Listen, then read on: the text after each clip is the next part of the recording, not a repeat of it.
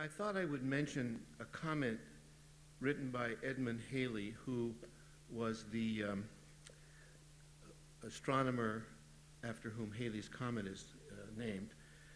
He was praising his friend Isaac Newton for the amazing accomplishments that Newton had carried out in his lifetime, discovering the laws of motion and the universal law of gravity. And he compared that accomplishment to the other great accomplishments of human history. 1, the creation of civilized life. 2, the introduction of agriculture. 3, the invention of writing. 4, the production of wine. Well, I'm not sure whether the law of gravity or the production of wine is more important to our daily lives, but I won't talk a lot about gravity, perhaps not even with gravity, but I will discuss 6 of the main topics, and they're outlined in the brochure. I thought I'd just mention cover my approach by mentioning a few of them. The first one that I'll exemplify today is the wine cork.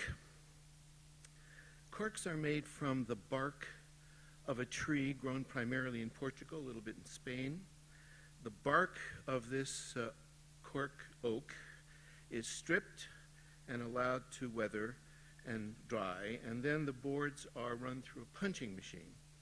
This is a piece of coke ork bark, and after it's been run through the punching machine, this is what you get out of it: corks.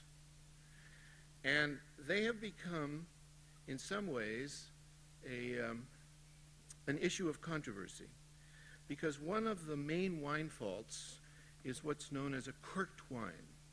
And the corked wine, it's the origin of this very unpleasant moldy flavor, is still a subject of controversy, but it does come only from corks. So one way to solve that problem is to use a screw cap. Therein lies a whole story. The screw cap is associated with things like Thunderbird and so on. So you get the idea. Well, we'll discuss that, perhaps what the origin of the cork wine is. Another topic that I find of quite a bit of interest is the phylloxera epidemic. You may have heard that word if you're a wine drinker. You may have heard it in connection with Napa Valley. Throughout the world, by about 1850, vineyards were being planted everywhere, and there was a lot of exploration about trying to find the kinds of wines. And what happened was that they brought some American varieties into Europe and thereby, in effect, destroyed the entire vineyards of Europe. What they had brought over was not an invisible but a minute root louse that came over to Europe, chewed up all the vines, destroyed the vineyards, whereas that louse had existed in the U.S., in American grapes. They were resistant. So the French wine industry was destroyed.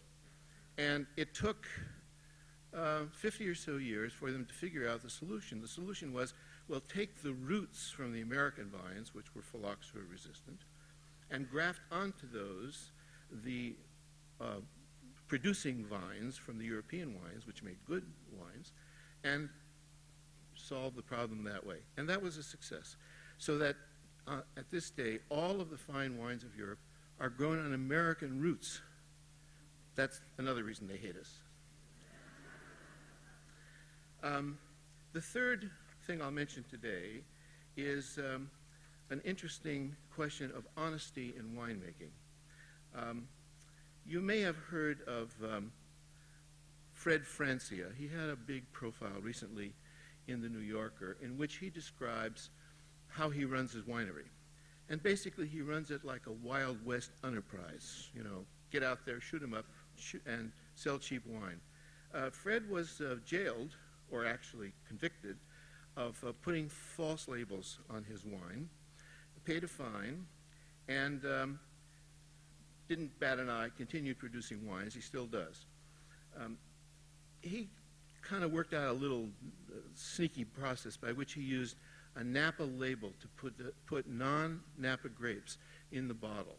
And there was a hole in the law that allowed him to do that. Eventually, that was stopped. I bring his case up because he's an important wine producer to this day. Fred is the maker of Charles Shaw wines, 2-buck Chuck, sold for $1.99 at Trader Joe's. And I mentioned him also because, along with the wonderful citizens of the wine world, like Mondavi, Robert Mondavi, we also have the tricky ones that we have to keep an eye on. So that's one of the things we'll take a look at.